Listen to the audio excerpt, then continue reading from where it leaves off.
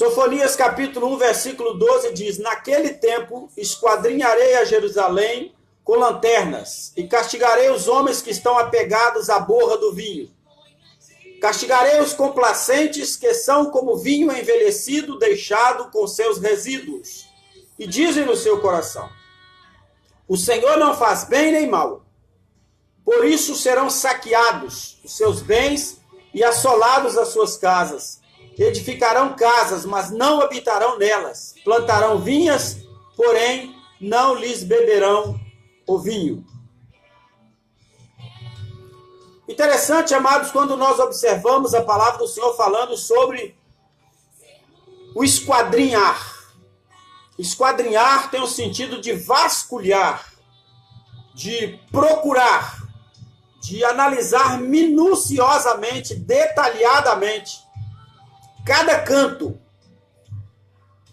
E o que Deus está dizendo nesse texto é que o povo de Judá, ali da divisão sul, Judá e Levi, a tribo de Levi e de Judá estavam divididas do reino,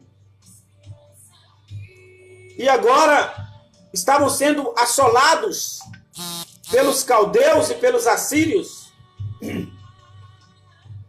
E Deus havia falado ao profeta Abacuque, e agora também falando ao profeta Sofonias, que viria ainda um tempo de maior pressão, que seria o tempo em que eles ficariam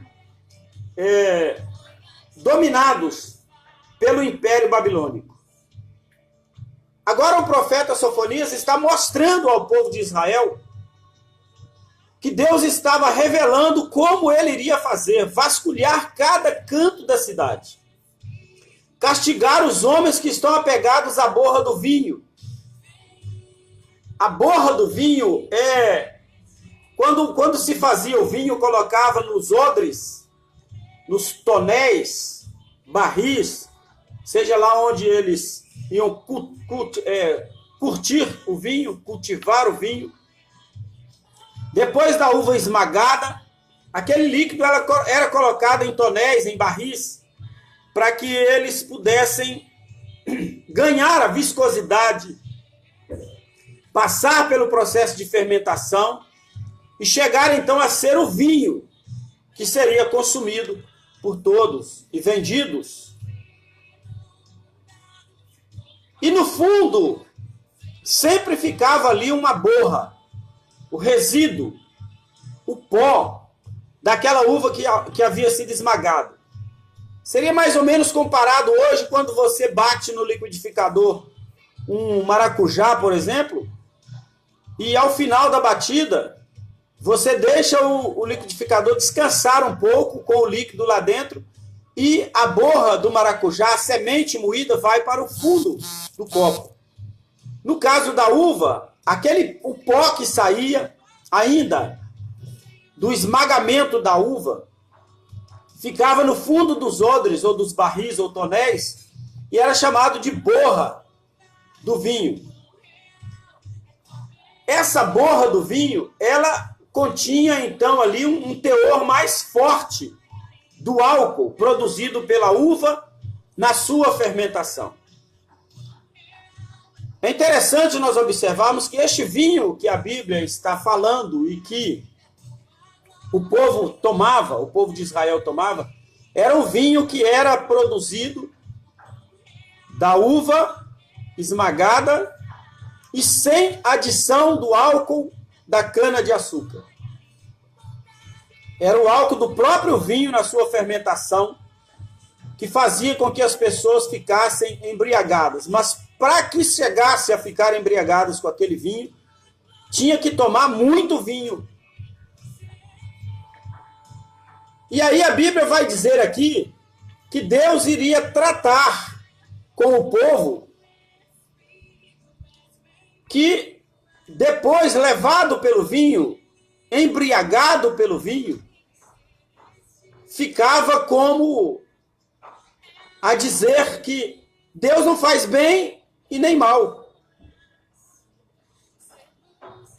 Aí é o momento em que Deus estaria agindo, porque o povo precisava compreender quem é Deus, precisava conhecer Deus. E eles estavam agindo como se Deus nem existisse. O bêbado, ele não tem noção das coisas a seu redor. Ele não tem noção, não tem conhecimento, não tem malícia, não tem recursos. E ele então fala de qualquer maneira, ele fala aleivosamente. O que encontramos aqui então, queridos, é que Deus estava falando que o homem estava como um bêbado. O povo de Israel, o povo de Judá, estava como um bêbado, agindo como embriagado, tratando como se, com total indiferença, Deus e o seu tratamento com o povo. Mas Deus estava tratando com o povo de Judá. Ele estava levando-os a conhecer que ele estava no controle, permitindo que eles passassem escravizados pelos caldeus e pelos assírios, e que por causa do pecado ainda viria o castigo do Império Babilônico. E sabemos, segundo a Bíblia Sagrada, que o povo de Israel ficou cativo na Babilônia por 70 anos. Dentre eles, até mesmo o profeta Daniel foi levado cativo. Como ele era muito sábio, inteligente, ele e seus 3 amigos, que depois tiveram seus nomes mudados para Sadraque, Mesaque e Abednego, que foram lançados na fornalha de fogo. Daniel foi lançado na cova dos leões. Eles foram levados cativos para a Babilônia. E o que Deus está dizendo aqui é que ele ia vasculhar toda a cidade de Jerusalém com lanternas. É claro que Deus não ia usar lanternas. O sentido da lanterna é para mostrar que nenhum canto da cidade iria ficar sem vistoria. E não adiantava esconder o pecado, Deus iria tratar de igual forma com cada um dos habitantes da cidade de Jerusalém. Por isso, a Bíblia está dizendo: serão saqueados seus bens, assoladas as suas casas, e edificarão casas, mas não habitarão nelas, plantarão vinhas, porém não lhes beberão vinho. Aí quando nós lemos esse texto, voltamos lá no Abacuque 3,17, quando ele diz: ainda que o produto da oliveira minta, nos currais não haja vaca, nos campos não haja cereais, não haja mantimento, porque saqueadas as plantações, os caldeus e assírios agora é que iriam dominar as plantações que os habitantes de Jerusalém fizeram, que o povo escravizado fez. Então, amados, Deus estava mostrando que, por causa do pecado do ser humano, agora ele iria varrer toda a cidade, conhecer ali todos os pecados do povo e tratar igualmente com todos eles. Como um homem que sai à noite usando as lanternas, Deus estava se comparando ali. Quando a pessoa sai à noite e sai com a lanterna, é porque ele precisa ver melhor, precisa enxergar melhor. E Deus então estava mostrando que ele ia esquadrinhar. Esquadrinhar seria como vasculhar todos os cantos, não deixar nada encoberto. Seria uma forma de varrer toda a cidade, no sentido de visitar cada canto da cidade, buscando aqueles que estavam cometendo pecados. Porque o homem, muitas vezes, acha que ele pode continuar cometendo pecado, porque ninguém está vendo, mas Deus está atento a tudo. Como diz o Salmo 139, ele perscruta todos os cantos do mundo, na terra, debaixo da terra, nas águas, pois ele é onipresente, ele é o único que pode estar presente em todo lugar ao mesmo tempo. Então, no momento em que o Senhor decidir agir, Ele vai vasculhar dia e noite todos os recônditos até o lugar mais escondidos. Como ele se refere, com lanternas, é para buscar nos lugares mais escuros. Ele vai vasculhar, fazendo uma busca total para que ninguém escape, nenhum pecado passe despercebido. Quando Deus refere-se ao uso da lanterna, querido, não é que Deus vai usar lanterna, isso era uma alusão aos homens que saem à peleja, à busca, que saem à caça, que saem a vasculhar os cantos da cidade e por causa da escuridão usam então lanternas. E ele está mostrando que ele tem o poder de vasculhar cada canto e de enxergar cada detalhe, cada erro, cada pecado, cada problema. Deus é onipresente, único, presente em todos os lugares ao mesmo tempo. Ele está aqui comigo agora, está aí com você, está cuidando da sua família, está lá no hospital cuidando dos enfermos, está lá no presídio cuidando dos presidiários. Talvez alguns podem até estar nos vendo, nos ouvindo, porque nos presídios há muitos celulares. Deus abençoe vocês aí. No momento em que o Senhor decidir agir, ele vai vasculhar dia e noite todos os recônditos, todos os cantos, fazendo uma busca total para que ninguém escape, nenhum pecado passe despercebido. Isso seria pior para as pessoas descuidadas, que vivem dos prazeres e alheias à realidade como bêbados. Muitas pessoas estão agindo ainda hoje como os embriagados, como os ébrios, andando de qualquer maneira, vivendo de qualquer maneira, não prestando um culto a Deus, não adorando a Deus, como se nada fosse acontecer. Mas eu tenho uma palavra para te dizer: o dia do Senhor está perto e ele vem ardendo como fogo. Cuidado. Esse texto nos aponta também para o dia do arrebatamento da igreja. Quando o povo de Israel foi tirado da cidade de Jerusalém, quando eles foram levados pelos assírios, pelos caldeus, pelos babilônicos, eles foram tomados à força, arrastados.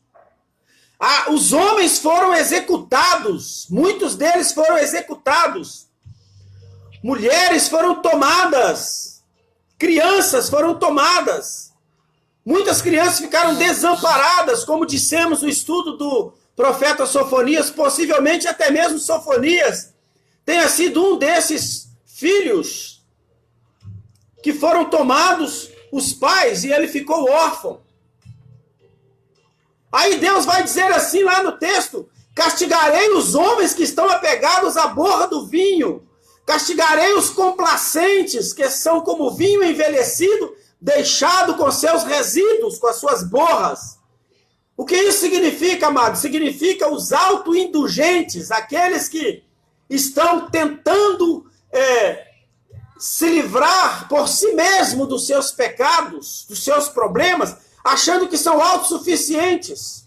Preferem viver com a alma suja de resíduos indesejados, indesejáveis, se conformando com o caráter deformado, com velhos conceitos, com sofismas, com ideologias, com teses, com viés próprios criados por si mesmos.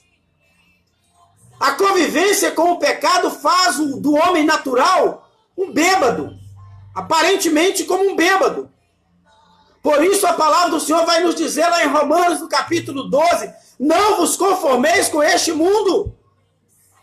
É uma forma que Deus estava mostrando que muitas pessoas estavam vivendo em conformidade com o pecado, pecando dia após dia, voluntariamente, como se nada fosse lhes acontecer, como se Deus não estivesse nem aí. É isso que o texto está dizendo, andando como bêbados, dizendo Deus não faz bem nem mal, como se Deus fosse neutro. Então a convivência com o pecado, a prática do pecado, a vida no pecado, mostra que o homem vive como quem nunca viu a Deus e nem o conhece. É assim que diz a palavra do Senhor. Aquele que vive na prática do pecado nunca viu a Deus nem o conhece. Nós fomos chamados para viver uma vida de santidade, para buscar ficar afastado do pecado, livre do pecado. Dia a dia corremos riscos de pecado, dia a dia pecamos, dia a dia temos que confessar, mas a palavra do Senhor nos diz que nós temos que buscar o melhor caminho e viver longe da prática do pecado. Porque aquele que vive na prática do pecado é alguém que nunca viu a Deus e nem o conhece. Logo, podemos entender que Deus está aqui considerando que aquele que pratica o pecado age como um ébrio, como um bêbado, não como uma pessoa sóbria, consciente dos seus atos, que procura fazer a coisa certa. Isaías, no capítulo 24, diz que a terra cambaleia como bêbado. Os moradores da terra estão andando como bêbados, desligados do Senhor, desacreditados no Senhor. Está escrito assim em Isaías 24, 20 e 21. A terra cambaleará como embriagado, ela oscilará como uma cabana ao vento. Tão pesada sobre ela é a culpa da rebeldia das nações, que jamais se levantará da sua queda. E acontecerá naquele dia, diz o Senhor, diz Yahvé, castigará os poderes em cima nos céus e os reis e governantes que estão na terra. Em Isaías, no capítulo 1, no versículo 28, diz assim: quanto aos rebeldes, malvados e pecadores, estes serão exterminados e os que desprezam o Senhor perecerão. Mas aí você vai dizer assim, mas nós somos todos pecadores, somos, mas se encontramos o Senhor Jesus, se estamos na presença de Deus, se estamos buscando adorar e agradar a Deus, se estamos buscando viver longe do pecado, somos pecadores arrependidos, pecadores resgatados, regenerados, gerados de novo. A palavra regenerado significa gerado de novo, para uma nova vida, para servirmos ao Senhor, para vivermos longe do pecado, e é isso que Deus quer das nossas vidas. Durante o envelhecimento, o vinho era conservado em jarras ou odres, como falamos, alguns são conservados em tonéis. Quando vejo a história, principalmente lá do povo italiano, que são os maiores produtores de vinho, vejo ali em partes mais baixas, lá no sótão, no porão, os barris de vinhos sendo curtidos em lugares bem frios, para que eles possam alcançar o nível correto de fermentação. Então eles são colocados em jarras, em odres, em tonéis, geralmente no carvalho, madeira do carvalho, porque ela é melhor para conservar e para curtir o vinho, e possuem uma espécie de respiradouro ali naqueles tonéis para eliminar o dióxido de carbono decorrente do desdobramento dos açúcares em álcool através da fermentação. O açúcar da uva, o doce da uva, vai provocar a fermentação e assim formar o vinho. Então aquele açúcar é quebrado em partículas menores, desdobrados pela fermentação para formar então o vinho. E evitar a entrada de oxigênio nos tonéis, nas jarras, nos odres, a fim de que não se tornassem vinagre. Quanto mais tempo os vinhos descansam, mais as borras se precipitam no fundo do recipiente. E eles se clarificavam, melhorando o seu buquê e seu sabor. Depois os vinhos eram transportados para outros receptáculos e o seu processo era feito novamente, até ficarem no sabor ideal. Então eles vão tirando de um odre, vão virando em outro odre, até ficar no ponto ideal. E aí é quando nós vimos lá no Novo Testamento, quando o Senhor Jesus diz que não se deita vinhos novos em odre velho. Vamos abrir um parêntese aqui para lembrar a você, Deus não vai derramar bênção sobre a sua vida enquanto lá no fundo estiver acumulado a borra do pecado. Não se deita vinho novo em odres velhos, não se coloca produto de consumo em vasilha suja. Deus quer usar você, Deus quer abençoar você, Deus quer trabalhar através da sua vida e te encher. Mas você precisa estar purificado. Eu preciso estar purificado. A Bíblia se refere a isso de muitas formas. Em Jó, no capítulo 32, 19, fala sobre o respiradouro. Em Isaías 25, 6, fala sobre vinhos velhos bem clarificados. Em Jeremias 13, 12, fala sobre o jarro, o formato do jarro. Em Jeremias 48, 11, fala sobre fezes do seu vinho, borras do seu vinho, ou a sobra, ou excremento, ou aquilo que será desprezado. A borra do vinho é aquilo que você tira e joga fora. Como também a dona de casa, quando tira o óleo de uma fritura para colocar em uma vasilha, e no fundo da vasilha fica ali a borra de um salgado que foi frito e sobrou ali no fundo. Sofonias capítulo 1, versículo 12, fala sobre a borra do vinho. Em Lucas 5, 39 está escrito: ninguém tendo bebido o vinho velho, prefere o novo, porque diz, o velho é excelente, porque estava clarificado, livre da borra. Quanto mais tempo o vinho fica no barril para curtir, mais claro e livre da borra ele fica. Porque vai tudo se acumulando no fundo e quando é despejado de uma vasilha para outra, deixa-se no fundo a borra. E muitos homens naquela época consumiam a borra do vinho porque nela continha maior teor alcoólico. E aí mais depressa se embriagavam. Então vejamos que a Bíblia compara como embriagado uma pessoa que não tem conhecimento de Deus, ou que não busca conhecimento de Deus. Ele é comparado, então, a isso, ao ébrio, que fala asneira, que fala pelos cotovelos, como costuma se dizer aqui em Minas Gerais.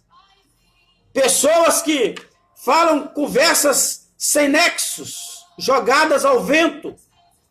Uma pessoa dessa já mostrou que não tem intimidade com o Senhor, porque ela dizia assim, o Senhor não faz bem nem mal. É como dizer, ele não fede nem cheira. O que para Deus era um insulto que não passaria sem resposta. Seria como se você dissesse assim, Deus não está nem aí para essa pandemia, para o sofrimento do povo. Uma vez uma certa pessoa me perguntou, Deus é amor?